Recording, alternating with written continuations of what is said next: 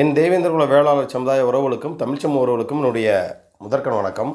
இந்த காணொலி எதற்காக அப்படின்னா, இந்திய சுதந்திர போராட்ட வீரர் தியாகி வே இமானுவேல் சேர்னார் ஐயாவுடைய மணிமண்டபத்துடன் கூடிய சிலை பார்த்திங்கன்னா ஜனவரி 17ஆம் தேதி திறந்தாங்க. திறக்கிறதுக்கு முதல் நாள்லேருந்து திறந்த நாள் வரைக்கும் ஒரு சில தற்கொலைகளுடைய கதறல் மட்டும் பயங்கரமாக இருந்துச்சு. என்ன அப்படின்னா, ஒரிஜினல் புகைப்படம் இல்லாதவருக்கு மணிமண்டபமா சிலையா அப்படின்ற ஒரு கதறல். இன்னொன்று என்ன அப்படின்னா, அவர் கிறிஸ்துவர் என்பதற்காண்டி கிறிஸ்துவத்துக்கு சப்போர்ட் பண்ணுறாரு மு.க. ஸ்டாலின், அதனால் இது பண்ணி வச்சுருக்காரு. இவரோட ஒரிஜினல் புகம் இருக்கா, இவர் எந்த சுதந்திரத்தில் போராட்டத்தில் கலந்து கொண்டார், எந்த இராணுவத்தில் இருந்தார் அப்படின்னு தொடர்ந்து சில தற்கூறிகள், அதுவும் முகம் வைக்கக்கூடிய வெக்கப்படக்கூடிய அந்த நபர்கள்லாம் இந்த மாதிரி விமர்சனம் செஞ்சுட்டு இருந்தாங்க. உண்மையிலேயே அந்த சமூகத்தை நேசிக்கக்கூடியவர்கள், ஐயா முத்துராமலிங்க தேவரை நேசிக்கக்கூடியவர்கள் யாரும் இந்த மாதிரியான கீழ்த்தரமான வேலையை செய்ய மாட்டாங்க. அப்படியே அவங்க கேள்விகள் விமர்சனம் வைக்கிறாந்தாலும் பொதுத்தலங்களில் தன்னுடைய முகம் காமிச்சு தான் வைப்பாங்க. ஐயா முத்துராமலிங்க தேவர் அவருடைய பேரையும் அவரோட புகைப்படத்தை பயன்படுத்தி கொண்டு தொடர்ந்து இந்த மாதிரி கருத்துக்களை பதிவு செஞ்சுட்டு வந்துட்டுருக்காங்க. சரி, அவங்களோட கேள்விக்கே நமக்கு ஒன்று வருவோம். சரியா, இது நான் எந்த தலைவரும் சிறுமைப்படுத்தணுன்றது என்னோட நோக்கங்கள் கிடையாது. ஒரு கேள்வி என்பது அதற்கான எதிர்கேள்வி இருக்கத்தான் செய்யும், வினை என்பது அதற்கு எதிர்வினை இருக்கத்தான் செய்யும். அதன் அடிப்படையில் தான் சில விஷயங்கள் நான் சொல்லணும்னு நினைக்கிறேன். அவருக்கு ஒரிஜினல் புகைப்படம் இருக்கா அப்படின்னு கேட்டாங்க. இது அவங்களுக்காண்டி மட்டும் போடலை, நம் சமூகத்தை சார்ந்த இளைஞர்களும் நம் சமூகத்தை சார்ந்த மக்களும் இந்த காணொலியை சேவ் பண்ணி வச்சுக்கோங்க. சரிங்களா, எவனாவது புதுசாக இந்த ஃபேக் ஐடியில் வரையான் தெரியுமா, முகம் தெரியாதவன் கிராஸு கேட்டேன் அப்படின்னா, இந்த வர்ற வீடியோ அப்படின்னா அவனுக்கான ஆதாரத்தை காமிச்சிருங்க. சரிங்களா, உண்மையாக புகைப்படம் இருக்கான்னு கேட்டால் இந்த நல்லா பார்த்து சைடில் போடுறேன். இதுதான் அவருடைய ஒரிஜினல் புகைப்படம். இந்த புகைப்படத்தை தான் ஸ்டாம்பில் காங்கிரஸ் ஃபீல்டில் அவரை கௌரவப்படுத்தி வெளியிட்டாங்க. சரிங்களா, இமானுவேல் சேர்னார் அப்படின்னு கௌரவப்படுத்தியிருக்காங்க மத்திய அரசு. தமிழக அரசு இன்னைக்கு தான் சுதந்திர போராட்ட தியாகின்னு அறிவிச்சிருக்காங்க. அதற்கு முன்னாடியே பார்த்திங்கன்னா மத்திய அரசு அங்கீகாரப்படுத்தியிருக்கு. ரெண்டாவது, இவர் எந்த இராணுவத்தில் இருந்தார் அப்படின்னு எல்லாம் கேட்டுக்கிட்டே இருந்துச்சு. அவர் கைப்பட எழுதின கடிதத்தை இதில் போடுறேன், நல்லா பார்த்துக்க. சரியா, கீழே அந்த ஹவில்தார் நம்பரையும் போட்டிருப்பாரு. அவர் கையெழுத்தே பார்த்துக்க இமானுவேல் சேர்னார் தான் இருக்கும். சில பேர் இமானுவேல்னு சொல்லும்போது கூட நம்ம அதுக்கு விளக்கம் கொடுத்துருந்தோம். ஏன் அண்ணன் சௌத்ரி தேவர்கிட்டே நம்ம அவனுங்கெல்லாம் அனுப்பிச்சோம். தம்பி, நான் இப்போ தான் இதெல்லாம் பார்க்குறேன் அப்படின்ற மாதிரி அண்ணன் சொன்னார். சரிங்களா, தெரியுதோ தெரியலையோ நல்லா பார்த்துக்க. அவர் கைப்பட எழுதியிருக்காரு, அதுவும் ஹவில்தாரில் இருந்தார்.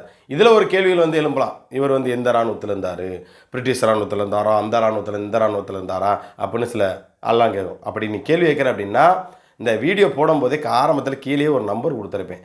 சரியா, உன்னுடைய சொந்த புகைப்படத்தை வச்சுக்கிட்டு நீ என்னோடய வாட்ஸ்அப்புக்கு வா. சரியா, உனக்கு தெளிவாக விளக்கம். ஏன்னா உன்ட்ட நான் சில கேள்வி கேட்கணும். பொது வழியில் அந்த கேள்வியை நான் கேட்டுட்டின்னு வைவே, அது தேவையில்லாமல் அந்த சமூக மக்கள் மத்தியில் ஒரு அதிருப்தி ஏற்படுது. ஏன் அப்படின்னா, நம்ம போற்றப்படக்கூடிய தலைவர் இப்படிலாம் தினேஷ் மலர் கேள்வி வைக்கிறானே அப்படின்னு. அதனால் நீ உன்னை மாதிரி முகம் தெரியாத நாய் தான் கேள்வி வைக்கிறேன். அப்போ எனக்கு இண்டிவிஜுவலாக வா, நான் ஒரு சில கேள்விகள் கேட்குறேன், அதற்கு நீ பதில் சொல்லு. சரியா, ஏன்னா நான் ஒவ்வொரு தலைவரை பற்றி நான் கேட்க வேண்டியது இருக்குது. அதாவது இன்னொன்று, எந்த சுதந்திரத்துக்காண்டி போராட்டினார், எந்த வருஷம் போராடினார் அப்போ நீ கேட்குற இல்லையா, முதல்ல யாரெல்லாம் முதல்ல நீ போற்றப்படக்கூடிய உன்னுடைய சாதி தலைவர் எந்த சுதந்திரத்துக்காண்டி எந்த இடத்துல களத்தில் நின்று போராடினார் அப்படின்றதுக்கான எனக்கான ஆவணத்தை காட்டணும். என்றைக்கோ சிறையில் இருந்தெல்லாம் காட்டக்கூடாது. இந்த ஆண்டு சுதந்திரத்துக்காண்டி போராடி சிறைக்கு சென்றார் அப்படின்னு நீ ஒரு ஆதாரத்தை காட்டு. அதுக்கப்புறம் ஐயா வே இமானுவேல் சேர்னார் அவர்கள் அவர் எப்போ போராடி சிறைக்குள்ள போனார் அப்படின்ற ஆதாரத்தை நாங்கள் காட்டுறோம். சரியா, இது உனக்கான இதுதான் மெயினான ஒரு விஷயம். அதுக்காண்டி தான் இந்த விஷயத்தை நான் மென்ஷன் பண்ணுறேன். அதாவது நீ என்ற கேள்வி கேட்குற இல்லையா, இமானுவேல் சேர்னார் எந்த சுதந்திரக்காண்டி போராடினார், சுதந்திர போராட்ட தியாகி அப்படின்னு அறிவிச்சிட்டீங்க அப்படின்னு கேள்வி கேட்கக்கூடிய அந்த நபர்களுக்கு நான் சொல்கிறேன், நீ ஓ சாதி தலைவர் எந்த சுதந்திரக்காண்டி போராடினார் சரியா அப்படின்றத, எங்கே சிறைக்கு சென்றார், எந்த ஆண்டு சிறைக்கு சென்றார் அப்படின்றத, இங்கே இருந்தார் அங்கே இருந்தால் வாய்மொழி சொல்லு, இந்த விக்கிபீடியா கதையெல்லாம் இருக்கக்கூடாது. சரியா, விக்கிபீடியா குரூப்லாம் இந்த இதெல்லாம் பதில் சொல்லக்கூடாது. சரியா, இந்த இடத்துல இந்த பார் நாங்கள் எல்லாத்தையுமே ஃபோட்டோ வச்சுருக்கோம், ஆதாரம் வச்சுருக்கோம் சொல்கிறீங்களா, இந்த ஆண்டு இந்த சுதந்திர போராட்டத்தில் கலந்துக்கிட்டார், இந்த பார் இருக்குது ஆவணம் அப்படின்னு காட்டு. அதுக்கப்புறம் இதை பற்றி பேசுவோம். ஏன்னா சுதந்திரத்துக்காண்டி போராடணும் எண்ணற்ற பேர் இருக்கிறாங்க. சரிங்களா, அன்றைக்கி சுதந்திரத்துக்காண்டி எல்லா மக்களுமே, எளிய மக்கள் முதற்கொண்டும் போராடி இருப்பாங்க. சுதந்திரத்துக்காண்டி போராடின எண்ணற்ற பேர் இன்றைக்கி சுதந்திர போராட்ட தியாகிகள்லாம் நிறையா பேர் இன்னும் அந்த அரசு ஊதியம் பெறக்கூடியவங்க எண்ணற்ற பேர் இருக்கத்தான் செய்கிறாங்க. ஆனால் ஏன் இவரை வந்து கௌரவப்படுத்தியிருக்கு அப்படின்னா, ஒரு சமூகம் கடவுளாக போற்றப்படுது, இவரை வந்து தூக்கி பிடிக்கப்படுது. அதே சமயம் தென் தமிழகத்தில் சாதி அடக்குமுறை, எங்கெல்லாம் சாதி வெறி பிடிச்சி சில சாதி வெறியர்கள் வந்து ஆட்டங்கட்டி ஆடுறாங்களோ அவங்களுடைய ஆதிக்கத்தை எதிர்த்து களமாடினார். அப்போ அதுவும் ஒரு சுதந்திர ஒரு வேட்கை தான். ஏன்னா ஒருத்தனை அடிமைப்படுத்தியே வச்சிருக்கக்கூடிய இடத்துல அவனுக்கு அந்த அடிமைத்தனம் இருக்கக்கூடாது, அவனுக்கு சம உரிமை கிடைக்கணும் அப்படின்னு போராடின ஒரு மனிதன் ஐயா சுதந்திர போராட்ட தியாகி வே இமானுவேல் சேனார். அதுவும் ஒரு வகையான சுதந்திரம் தான். சரியா? சரி, இருந்துட்டு போகுது. நான் இப்போ என்ன சொல்கிறேன் அப்படின்னா, எங்கள் ஐயா சுதந்திர போராட்ட தியாகியாக இருக்கிறாரு இல்லை, அது அப்பாற்பட்ட உங்களை மாதிரி இந்த படத்திலே சீனை போட்டு விட்டுட்டு அப்படி இப்படின்னு ஒரு பொய்யான விஷயத்தை இந்த மக்கள்கிட்ட விதைச்சு அதை உண்மையாக ஆக்கிறதுக்கு நீங்கள் முயற்சி செய்கிறீங்க. நாங்கள் மறுபடியும் சொல்கிறோம். ஏன் இப்போ ரீசெண்டாக கூட வந்து பார்த்திங்கன்னா நம்ம பாலத்துக்கு அத்தா வேலுநாச்சியாரோட பேரை வந்து வச்சாங்க. சரியா? யாராவது இந்த இப்படி இது பண்ணாங்களாம் கிடையாது. ஏன்னா அது நீங்கள் கோரிக்கை வச்சிங்களா வைக்கல என்னோட தெரில, அது ஒரு அரசியல். சரியா? அந்த மாதிரி அறிவிச்சிட்டு போயிட்டாங்க. அந்த மாதிரி உங்களுக்கு எவ்வளோ விஷயங்கள் செஞ்சுருக்காங்க. ஏன் உங்களுக்கு மணிமண்டபம் கொடுக்கலையா? யார் வந்து ஏன் மணிமண்டபம் கொடுத்தீங்கன்னு கேட்டோமா? ஏதோ மண்டபம் கட்டி கொடுத்தாங்களா, அதை எதுக்கு ஏன் கொடுத்தீங்கன்னு கேட்டோமா? இப்போ புதுசாக எதுவும் பாரதரத்னா விருது கொடுக்குறாங்க, என்னென்னமோ அவங்க வந்து சொல்கிறாங்க. இது உனக்கான கோரிக்கையை நீ அரசிட்ட கேளு, மாற்று கருத்து இல்லை. நீ இங்கே வந்து இவர் வந்து சுதந்திர போராட்ட தியாகி அறிவிக்கக்கூடாது அப்படின்னு நீ யாரா அதை கேள்வி கேட்கறதுக்கு? அதான் என்னோட கேள்வி. சரியா? நீ யார்? அப்போ மட்டும் பணத்தில் எதுவும் கொடுக்குதா? சரி, நீங்கள் நினைக்கிற ஐயா எங்களோட வரி பணத்தில் தான்ப்பா அங்கே செலவச்சாங்க, மணிமண்டபம் நொட்டினாங்க அப்படின்னு சொன்னேன்னா, அப்போ ஏன் வரி பணத்தில் தங்கத்தில் கவசம் வச்சாங்க, ஒவ்வொரு இடத்துலையும் செலவச்சாங்களே, அப்போ அதெல்லாம் நாங்கள் என்ன சொல்கிறது?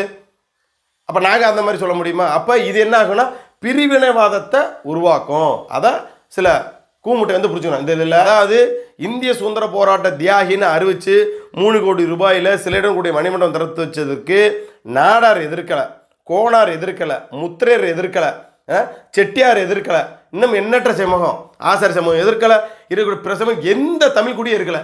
நீ மட்டும் எதுக்குன்னா என்ன காரணம்? அப்போ ஐயாவே இமானுவேல் சேனாரோட படுகொலைக்கு ஐயா முத்துராமலிங்க தேவர் தான் காரணம் அப்படின்ற அடிப்படையில் இதை வந்து மறைக்கணும், இவங்களை வந்து இந்த மாதிரி பெருமைப்படுத்தக்கூடாது, இவரை வந்து நீங்கள் பெருமைப்படுத்தி காமிச்சிங்கன்னா தெரிஞ்சு போகும் அப்படின்றக்காண்டி நீ இந்த வேலையை செய்கிறீங்களா? இல்லை, தென் மாவட்டத்தில் நம்மளோட குருபூஜை மட்டும்தான் பெருசாக தெரியற விதமாக இருந்துச்சு, இப்போ புதுசாக இதுவும் வந்துருச்சு, இவங்களும் வந்து நமக்கு ஈக்குவலாக வந்துட்டு இருக்கான்ற பொறாமையில் வகுத்து எரிச்சலில் நீ இப்படி பதிவு செய்கிறியா அப்படின்றத என்னோட கேள்வி. சரியா? எத்தனையோ சமூகங்கள் கடந்து போகுது. வேறு யாராவது வந்து இதை பற்றி பேசுகிறாங்களான்னு பாரு, கடந்து போய்கிட்டே இருக்காங்க. அப்போ மற்ற சமூகங்களுக்கு புரியுது. சரி, இவரை சுதந்திர போராட்ட தியாகின்னு அறிவிச்சதுக்கு உனக்கு எரியுதுங்கிற எண்ணற்ற பேருக்கு வந்து சுதந்திர போராட்ட தியாகின்னு அறிவிச்சு சில மண்டபம்னு இதுன்றாங்க. அப்போ அங்கே ஏன் வந்து நீ கேட்க மாட்டேங்கிற? அதாவது அநியாயத்தை தட்டு கேட்குறாராம், இவங்க தான் கேட்டாங்களாம். இந்த படவாசனையே பேசி பேசி பேசி பேசி இந்த வேலையெல்லாம் செய்யக்கூடிய ஆளுக்கு. அப்போ இந்த வேலையெல்லாம் எப்படி எடுத்துக்கிறது? அவங்கள எடுத்து போய் கேட்டுருவியா நீன்னு? அப்போ தொடர்ந்து தென் தமிழகத்தில் இந்த முரண்பாடை வந்து இதில் என்னடா நீங்கள் சாதிக்க போகிறீங்க? நான் அதான்டா நான் கேட்குறேன். அடுத்து வரக்கூடிய இளைய தலைமுறைக்கு என்ன நீங்கள் நடத்த போகிறேன்? மீண்டும் மீண்டும் வந்து என் சமூகம் வந்து இப்பேற்பட்ட சமூகம் தான், என் சமூகம் வந்து கொலகார சமூகம், நாங்கள் எதுக்கு எடுத்தாலும் வெட்டுவோம், குத்துவோம், கொலை செய்வோம் அப்படின்னு நீ காட்ட போறியா? இதை பார்க்குறதுக்கு உங்களுக்கே வந்து எப்படி சொல்கிறது, அது எப்படி கூச்சமாக வெக்கமாகவே இல்லையா? நான் தெரியாமல் தான் கேட்குறேன். அதாவது உன்னை ஒரு இடத்துல அடக்குறேன், ஒடுக்குறேன், அப்படி அதற்கு வீர் கொண்டு நான் அவனை திருப்பி அடித்தேன் வச்சேன் அப்படின்னா பரவாயில்ல, நீ இந்த பாதையில் நடந்து போகக்கூடாது, போனால் வெட்டுவேன். எப்படி இப்போ ரீசெண்டாக நினச்சேன் இந்த திருநெல்வேலியில் மைக் செட்டு அந்த மாரியப்பன், நீ என்னடா எங்கள் தெருவுக்குள்ளே வாரன்னு அதுக்கு ஒரு கொலை, அதுவும் சின்ன பிள்ளையில் ஏவி விட்டு ஒருத்தர் நல்ல பொருளாதாரத்தில் மேலே ஓங்கி வந்தால் அவனை போய் வெட்டுறது, கொலை செய்கிறது.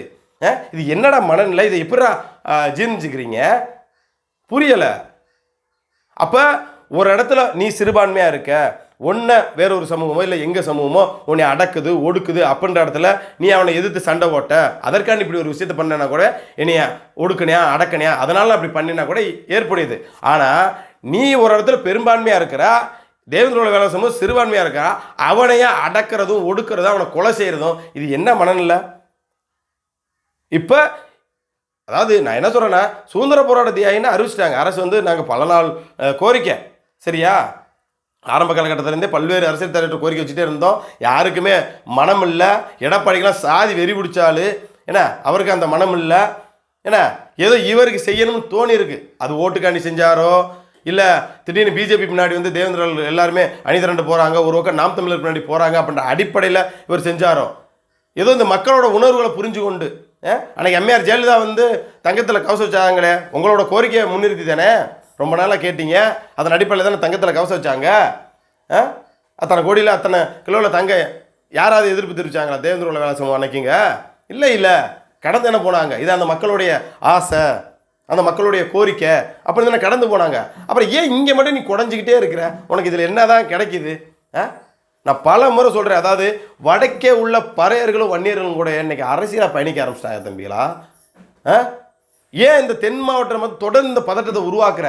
ஏன் என்றைக்குமே வந்து இந்த மல்லரும் மரரும் ஒற்றுமையாக வந்து இருக்கணுங்கிறத இந்த முகம் தெரியாத நான் வேற ஒரு வார்த்தையை சொல்லிவிடுவேன். என்ன ஒன்று நீ ஆம்பளை தானே, நீ உன் புகைப்படத்தை வச்சுக்கிட்டு எழுதுறா, என் புகைப்படம் இதுதான், நான் அந்த கருத்தை பதிவிடுறேன் அப்படின்னு பதிவு செய்யி. அதை விட்டுட்டு ஏன் வந்து தேவையில்லாமல் ஃபேக் ஐடியில் வந்துக்கிட்டு இந்த வேலையை வந்து செய்கிற? ஏன் இந்த பிரிவினையத்தை உருவாக்குற? அதே போல் நம்ம சமூகத்தை சார்ந்த இளைஞருக்கும் சொல்கிறேன், தயவு செஞ்சு இந்த ஃபேக் ஐடியை வச்சுக்கிட்டு அந்த சமூக தலைவர்களை திட்டுறதை தயவு செஞ்சு விட்டுருங்க. அதனால் நமக்கு ஒரு பயனை அடைய போகிறதில்ல. நம்ம சமூகத்தை சார்ந்த இளைஞருக்கு மெயினாக ஒன்று சொல்கிறேன், அடுத்ததில் பற்றி விமர்சனம் செய்கிறதோ அவரை பற்றி அவதூறை எழுதுறதோ இவங்கள பேசி பயனே இல்லை. அதாவது புரிஞ்சுக்கிறவனுக்கு வந்து அது பதில் சொல்லலாம். நீங்கள் எதுக்கு ஃபேக் ஐடியில் வச்சுக்கிட்டு நீங்களும் தேவையில்லாத இந்த வேலையை வந்து செய்கிறீங்க அப்படின்னு தெரியல. தயவு செஞ்சு இந்த ஃபேக் ஐடியை விட்டுருங்க. உண்மையிலே நீங்கள் அவங்கள எதுக்கணும்னு நீங்கள் நினைக்கிறீங்கன்னா உங்களோட புகைப்படத்தை வச்சுக்கிட்டு அவன்கிட்ட கேள்வி கேளுங்க.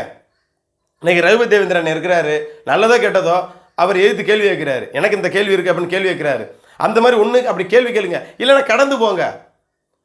இந்த பக்கெட்டு 10 ஃபேக் ஐடி, அந்த பக்கெட்டு 10 ஃபேக் ஐடி, நீங்கள் 2 பேரும் சமூக தளங்களில் போகிற பிரச்சனைங்கிறது இது வேறு மாதிரி எங்கே கொண்டு போகுது தெரியுமா? அப்போ அவன் வந்து ஐயா இமானுவேல் சேர்னாரை பற்றி ஒரு கேள்வி கேட்கும்போது அப்போ இவன் வந்து உங்கள் தலைவரை பற்றி கேள்வி கேட்கத்தானே செய்வேன் என் சமூகத்தில் உள்ளவன். அப்போ இந்த சிக்கலை உருவாக்குறது யார்?